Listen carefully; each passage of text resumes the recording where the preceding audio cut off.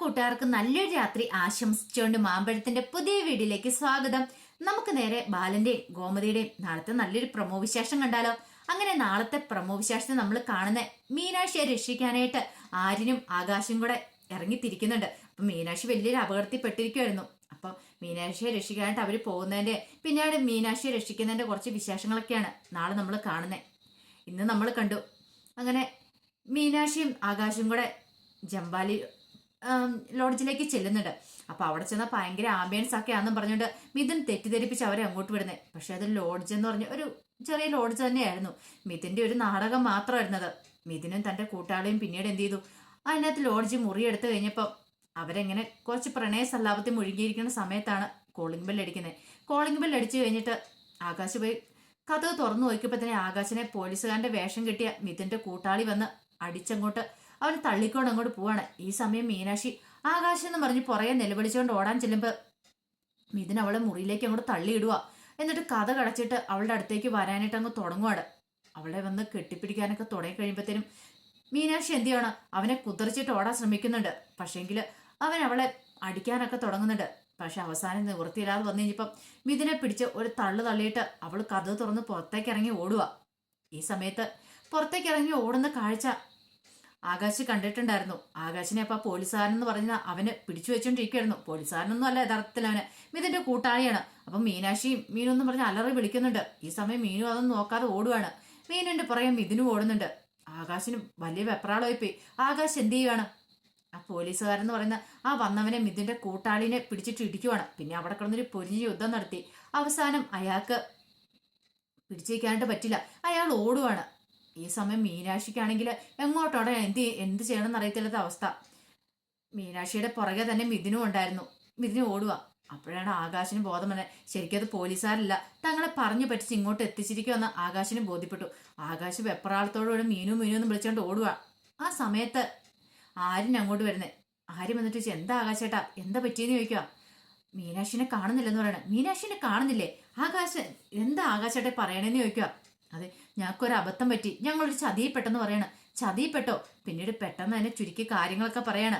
ജമ്പാലി പാർക്കിലേക്ക് പോയതും അവിടെ റൂം എടുത്തും പിന്നീട് ഇങ്ങനെ വന്ന് ഒരു പോലീസുകാരനെന്ന് പറഞ്ഞാൽ കഥയെ മുട്ടിയ കാര്യങ്ങളല്ല എല്ലാം കേട്ട് കഴിഞ്ഞപ്പോഴത്തേനും ആര്യം പറഞ്ഞു, ഇനി എന്ത് ചെയ്യും? ഒരു കാര്യം ചെയ്യും, ആകാശേട്ടൻ പേടിക്കാതിരിക്കുക. മീനാക്ഷി ചേച്ചി അധികം ദൂരം ഒന്നും പോകാൻ വഴിയില്ല, അവന്മാർ ഇവിടെ എവിടെയെങ്കിലും കാണുമായിരിക്കും, നമുക്ക് കണ്ടുപിടിക്കാന്ന് പറയാം. എന്നാലും എനിക്ക് പേടിയായിട്ടൊരു രക്ഷയില്ല, എനിക്ക് എന്ത് ചെയ്യണമെന്ന് അറിയത്തില്ല. എന്നെ വിശ്വസിച്ച മീനു എൻ്റെ കൂടെ ഇറങ്ങിപ്പോന്നെ. അവൾക്ക് എന്തെങ്കിലും അപകടം സംഭവിച്ച പിന്നെ ഞാൻ ജീവിച്ചിരിക്കില്ല. ഇവിടുത്തെ സൂയിസൈഡ് പോയിന്റിൽ നിന്ന് താഴേക്കാടി മരിക്കത്തുള്ളൂ. അവൾ എന്നോട് ചോദിക്കുകയും കൂടെ ചെയ്താ എനിക്ക് എന്തെങ്കിലും പറ്റിയിട്ടുണ്ടെങ്കിൽ ആകാശേട്ടൻ എൻ്റെ ഒപ്പം വരുമോന്ന്, ഞാൻ ജീവിച്ചിരിക്കില്ല എന്ന് പറയാം. ഇതൊക്കെ കേട്ടപ്പോൾ ആര്യം പറഞ്ഞു, ആകാശേട്ടാ ഇപ്പോഴിതൊക്കെ പറയാനുള്ള സമയമാണോ? നമുക്ക് എത്രയും പെട്ടെന്ന് മീനാക്ഷി അടുത്ത് രക്ഷിക്കാൻ നോക്കണം എന്ന് പറയാം. പക്ഷെ ഇതൊന്നും അറിയത്തില്ലാതെ റിസോർട്ടിൽ ബാലനും ഗോമതി ഇരിക്കുമായിരുന്നു. ബാലൻ ഗോമതിയോട്, നീ ഒരു കാര്യം ചെയ്തു, മുറിയിലേക്ക് പൊക്കോ, എനിക്കിപ്പോൾ ഒരു കുഴപ്പമില്ല എന്ന് പറയാം. കുഴപ്പമില്ല, ഞാൻ ബാലേട്ടൻ്റെ അടിയിൽ ഇരുന്നോളാന്ന് പറയാം. കുറെ സമയം കഴിഞ്ഞപ്പോൾ ബാലൻ പതുക്കെ ഒന്ന് മയങ്ങുവാണ്. അങ്ങനെ മയങ്ങിയ സമയത്ത് ഗോമതി നേരെ മുറിയിലേക്ക് ചെന്നു. മുറിയിൽ ചെന്നപ്പോൾ ആരെയും കാണുന്നില്ല. പിന്നെ അപ്പുറത്തെ മുറി പോയി നോക്കിയപ്പം അവിടെ അനുശ്രീ ഉണ്ടായിരുന്നു. അനുശ്രീയെ കണ്ടപ്പോൾ ചോദിച്ചു, അല്ല നീ തന്നെയാണോ ഇങ്ങോട്ട് വന്നേ? ആകാശം മീനാക്ഷി എന്തെന്ന് ചോദിക്കാം.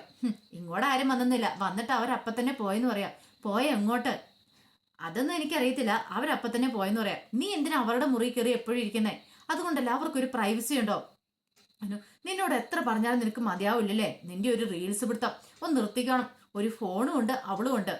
മനുഷ്യന് സമാധാനം കളയട്ടെ, ഞാനൊന്ന് വിളിച്ചു നോക്കട്ടെ. ആ ഫോൺ ഇങ്ങോട്ട് തരാൻ പറഞ്ഞ് ഗോമതി ആ ഫോൺ അങ്ങോട്ട് മേടിക്കുകയാണ്. പിന്നീട് ആകാശിന്റെ ഫോണിലേക്ക് വിളിച്ചു. ബെല്ലടിക്കുന്നുണ്ടെങ്കിലും കോൾ എടുക്കുന്നില്ല. ഇതെന്തു പറ്റി? ഈ പിള്ളേരുടെ ഒരു കാര്യം, എങ്ങോട്ടെങ്കിലും പോയിട്ടുണ്ടെങ്കിൽ അവിടെ കൂടെ കഴിഞ്ഞു കൂടും. ഇനിയിപ്പോൾ ബാലേട്ടൻ ഉണർന്നു കഴിയുമ്പോൾ എന്നോട് ചോദിക്കും, ഞാൻ എന്ത് മറുപടി പറയുമെന്തോ. ഈ സമയം അനുസരിച്ച് പറഞ്ഞു, എൻ്റെ അമ്മേ അവരിവിടെ ഒന്ന് ചുറ്റി നടന്ന് കാണട്ടെ. കൊടൈക്കനാലിക്കാന്നും പറഞ്ഞ് വന്നിട്ട് മുറിക്കകത്ത് കയറി കഥ അടച്ചിരിക്കാനാണ് പിന്നെ അതിന്റെ ആവശ്യമില്ലോ. എപ്പോഴും ഉണ്ട് മുറിക്കകത്ത് കയറി കഥ അടച്ചിരിക്കാനായിട്ട്. അമ്മയുടെ ജോലി വെക്ക്, അമ്മയ്ക്ക് ഒരു പണിയില്ല, അമ്മ അച്ഛൻ്റെ അടുത്ത് പോയിരുന്നു സംസാരിച്ചുകൊണ്ടിരിക്കാൻ പറയണം. അത് കേട്ടുമ്പോ ഗോപതി പറഞ്ഞതേ, അനു നിനക്ക് ഈടായിട്ട് ഇച്ചിരി കൂടുന്നുണ്ട് കേട്ടോ നാക്കിന്റെ നീളം. ഞാൻ അച്ഛനോട് പറഞ്ഞു കൊടുക്കുന്നുണ്ട്. കേട്ടോ, ഇതാ പറഞ്ഞ എന്തേലും ഒരു കാര്യം പറഞ്ഞ ഉടനെ അമ്മ പിന്നെ അച്ഛനോട് പറയാനായിട്ട് പോകും. ഞാനൊന്നും പറഞ്ഞിട്ടില്ലേ എന്നും പറഞ്ഞ് അനു എന്ത് ചെയ്യണം അങ്ങോട്ട് പോവാണ്. ഈ സമയത്ത് മീനാക്ഷി ഓടുവാണ്. മീനാക്ഷി ഒരു തേയിലത്തോട്ടത്തിൽ ഇറങ്ങിയിട്ട് അതിലൂടെ ഓടുക. പുറകെ തന്നെ മിഥുനും ആ പോലീസുകാരനും കൂടെ അയാളും കൂടെ ആ കൂടെ വന്നിട്ടുണ്ട്. മീനാക്ഷിക്ക് എങ്ങോട്ട് ഓടാൻ നിർത്തില്ല. മീനാക്ഷി കയറി ഏത് വഴിയാന്ന് പോലും വരത്തില്ല. കാണുന്ന കാടും മലയെല്ലാം കയറി ഓടുവാണ്. അങ്ങനെ ഓടുമ്പോഴാണ് പെട്ടെന്ന് തന്നെ മീനാക്ഷി ആ കാഴ്ച കാണുന്നേ. പുറകോട്ട് തിരിഞ്ഞു നോക്കിയപ്പോൾ അവർ രണ്ടുപേരും തൻ്റെ പുറകെ ഓടി വരുന്നുണ്ട്. മീനാക്ഷിക്ക് ഒരു കാര്യം മനസ്സിലായി. ഇനിയിപ്പോൾ താൻ ഓടിയിട്ടും രക്ഷയില്ല. തൻ്റെ ജീവൻ ഏകദേശം അപകടത്തിലായി കഴിഞ്ഞു. തനിക്കിനി രക്ഷപ്പെടാൻ പറ്റില്ല. താൻ അവന്മാരുടെ കയ്യിലേക്ക് അകപ്പെടാൻ പോവാ എന്നൊരു ചിന്ത ഉണ്ടാവുകയാണ്. ഈ സമയം ഇവരെ പിന്തുടർന്ന് ആകാശ് അങ്ങോട്ട് വന്നു. ആകാശ് കണ്ടു ഇതിലൊരുത്തൻ ഇതിന് ഓടുന്ന കണ്ടായിരുന്നു. പെട്ടെന്ന് തന്നെ ആകാശ് ആ പുറകെ വരുവാണ്. അങ്ങനെ ആകാശ് പുറകെ വന്ന് അവനെ അങ്ങ് പിടികൂടുവാണ്. അപ്പൊ തന്നെ ആര്യനും അങ്ങോട്ട് വന്നു. അങ്ങനെ മിഥുനെ പിടികൂടിയിട്ട് അങ്ങ് ഇടിക്കാൻ തുടങ്ങുമ്പോഴത്തേനും മിഥുൻ പിടിവിട്ടിട്ട് അങ്ങോട്ട് പോവാണ്. പിന്നീട് പിടുത്തം കിട്ടിയത് ആ പോലീസുകാരന്റെ വേഷം കെട്ടി അവനെ കിട്ടിയത്. അങ്ങനെ അവനെ പിടികൂട്ട് അവനെ കുറെ ഇട്ട് ഇടിക്കുവാണ്. അങ്ങോട്ടും ഇങ്ങോട്ടും ഇടിയായി. അവസാനം പറഞ്ഞു, എൻ്റെ പൊന്ന് സാർമാരെ, എന്നെ ഒന്നും തല്ലല്ലേ, എനിക്കൊരു അബദ്ധം പറ്റിയത്, എന്നെ വെറുതെ വിടാൻ പറയണ, സത്യം പറയടാ, ആരാടാ നിന്നെ ഈ പണി ഏൽപ്പിച്ചതെന്ന് ചോദിക്കാം. അതെ അയാൾ പറഞ്ഞിട്ടാന്ന്. ആര് എന്ന് പറയണം. പക്ഷെ അയാൾക്ക് മിഥുന്റെ ശരിക്കും പേര് പോലും അറിയത്തില്ലായിരുന്നു. മിഥുൻ പല പേരിലല്ലേ അറിയപ്പെടുന്നത്. ഈ സമയം ആരും പറഞ്ഞു, ആകാശേട്ട ഇവിടെ നിൽക്കില്ല, അവിടെ മീനാക്ഷി ചേച്ചി ഉണ്ടോ നോക്കുക, അവിടെ എവിടെയെങ്കിലും ആ പരിസരത്ത് കാണുമെന്ന് പറയണം. അങ്ങനെ ആകാശ് അങ്ങോട്ട് ഓടി ചെല്ലുവാണ്. താഴേക്ക് ഓടി ഇറങ്ങി ചെല്ലുമ്പം മീനാക്ഷിയുടെ അടുത്തേക്ക് ഓടി അടുക്കുന്ന മിഥുനെയാണ് കണ്ടത്. ഈ കാഴ്ച കണ്ട് ആകാശ് ഓടി ചെന്നിട്ട് മിഥുനെ ഇങ്ങോട്ട് വലിച്ച ആ തേരത്തോടെ വെച്ച് അവിടെ നിന്ന് ഇങ്ങോട്ട് വലിച്ചിങ്ങ് ചാടിക്കുവാണ്. അങ്ങോട്ട് വലിച്ചടിച്ചിട്ട് കാരണം തീർത്ത് 2-3 ഇട്ടും കൊടുത്തു. ഈ സമയം മീനാക്ഷി അവിടെ ഒരു കല്ലിന് മറയിൽ പതുങ്ങിയിരിക്കുക. മീനാക്ഷിക്ക് നെഞ്ചിനകത്ത് ഭയങ്കര ഇടിപ്പ് കയറുമായിരുന്നു. എന്ത് ചെയ്യണമെന്ന് അറിയത്തില്ലാത്ത വല്ലാത്തൊരവസ്ഥ. വലിയൊരു ആപത്തിലായിരുന്നു ഉൾപ്പെട്ട് പോയിരിക്കുന്നത്. ആകാശേട്ടനും അങ്ങോട്ട് അടിയുണ്ടാക്കുന്ന അടുപ്പം മീനാക്ഷിക്ക് വല്ലാത്ത വെപ്രാളും പേടിയൊക്കെ തോന്നി. ദൈവമേ, ആകാശേട്ടൻ ഇനി എന്തെങ്കിലും ചെയ്യുമോ എന്നൊരു സംശയമൊക്കെ ഉണ്ടായിരുന്നു. പിന്നീട് ആകാശം ഇതിനെ ഇടിച്ച് പഞ്ഞിക്കിടുവാണ്. അങ്ങനെ അവൻ എഴുന്നേക്കാൻ പോലും പറ്റാത്ത ഒരവസ്ഥ വന്നപ്പോഴത്തേനും മീനൊന്നും വിളിച്ചോണ്ട് ആകാശ് അവിടെ കിടന്ന് അലറി വിളിക്കുവാണ്. ആ സമയം മീനാക്ഷി പതുക്കെ അവിടുന്ന് ആ തേരത്തോടെ ആ മറവിന്ന് അങ്ങോട്ട് ഇറങ്ങി ചെല്ലുക. അങ്ങനെ മീനാക്ഷിനെ കണ്ടത് ഓടി വന്ന് മീനൊന്നും പറഞ്ഞ് കെട്ടിപ്പിടിക്കും ആകാശ്. ഈ സമയത്ത് ആര്യനും കൂടെ അങ്ങോട്ട് വന്നു. ആര്യം വന്നിട്ട് ചോദിച്ചു, അല്ല മീനാക്ഷി അടുത്ത് കുഴപ്പമൊന്നും ഇല്ല അല്ലേന്ന് ചോദിക്കാം. ഇല്ല, കുഴപ്പമൊന്നും ഇല്ല. പിന്നീട് മീനാക്ഷിന് പൂക്കള വില വിറയ്ക്കുന്നുണ്ട്.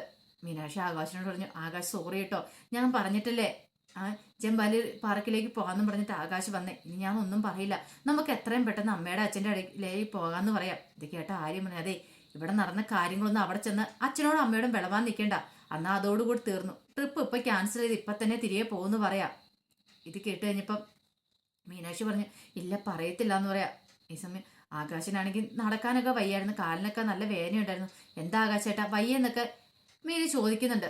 കുഴപ്പമൊന്നുമില്ല, നിനക്കൊന്നും ആപത്തും പറ്റിയില്ലോ, നിനക്ക് എന്തേലും പറ്റിയായിരുന്നെങ്കിൽ അതോടുകൂടി എൻ്റെ ജീവിതം തീർന്നായിരുന്നു. പിന്നെ ഞാൻ എന്താണെങ്കിലും വീട്ടിലേക്ക് തിരികെ പോയില്ലായിരുന്നു മീനു. നിന്നെ ഒരു നിമിഷത്തേക്കാണ് കാണാതെ വന്നു കഴിഞ്ഞപ്പം ഞാൻ എത്രമാത്രം വേദനിച്ചെന്നറിയാമെന്ന് പറയാം. പിന്നീട് കെട്ടിപ്പിടിക്കണം അങ്ങോട്ട്. ഈ കാഴ്ച കണ്ടതും ആരിൻ്റെ കണ്ണ് നിറഞ്ഞു പോയി. കാരണം ഒരു നിമിഷത്തേക്കാണെങ്കിലും എത്രമാത്രം വേദന നിന്ന് രണ്ടുപേരെന്ന് തിരിച്ചറിവുണ്ടാകണം. പിന്നീട് ആരും പറഞ്ഞു, ഇനി ഇവിടെ അതേ നേരം നിൽക്കണ്ട, അപ്പോൾ നമുക്ക് പോകാം. ശരിക്കും പറഞ്ഞ ഇവന്മാരെ പോലീസിൽ പിടിച്ച് ഏൽപ്പിക്കുകയോ ചെയ്യണ്ടേ. പിന്നീട് മിഥുന് നല്ല വിധം പഞ്ഞി കിട്ടായിരുന്നു. കാരണം മിത്രയുടെ പുറകെ നടക്കുന്ന മിഥുന അതിനെക്കുറിച്ചൊക്കെ ആകാശിനോട് പറയുന്നുണ്ട്. ഇവനാരെന്ന് മനസ്സിലായോ, ഇവനാണ് ആ മിത്രയുടെ പുറകെ നടക്കുന്നവൻ, ഇവ പക്ക ഫ്രോഡായിട്ടാന്നൊക്കെ പറയുന്നുണ്ട്. അങ്ങനെ ആ കാര്യങ്ങളൊക്കെ വിസ്തരിച്ച് പറഞ്ഞു കൊടുക്കുന്നുണ്ടായിരുന്നു. എല്ലാം കേട്ടിച്ചപ്പോൾ മീനാക്ഷിക്ക് മനസ്സിലായി മിത്ര അപകടത്തിലാണ്. ഇങ്ങനെയുള്ള ഒരു ഫ്രോഡിനെയാണ് അവൾ സ്നേഹിക്കുന്നത്. എത്രയും പെട്ടെന്ന് അവളെ രക്ഷിച്ചേ മതിയാവുള്ളെന്ന് മീനാക്ഷി ഒരു തീരുമാനം എടുക്കുന്നുണ്ട്. മീനാക്ഷി ഇതിനെക്കുറിച്ച് അവരോട് പറയുന്നുണ്ട്.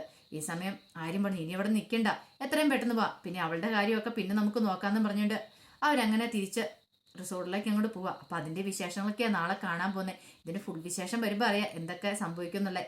അപ്പോൾ ആ വിശേഷങ്ങളൊക്കെ നമുക്ക് എല്ലാവർക്കും കാത്തിരിക്കാം കേട്ടോ. ഒരിക്കൽ കൂടി എല്ലാവർക്കും നല്ലൊരു രാത്രി ആശംസിച്ചു നിർത്തുന്നു. നന്ദി.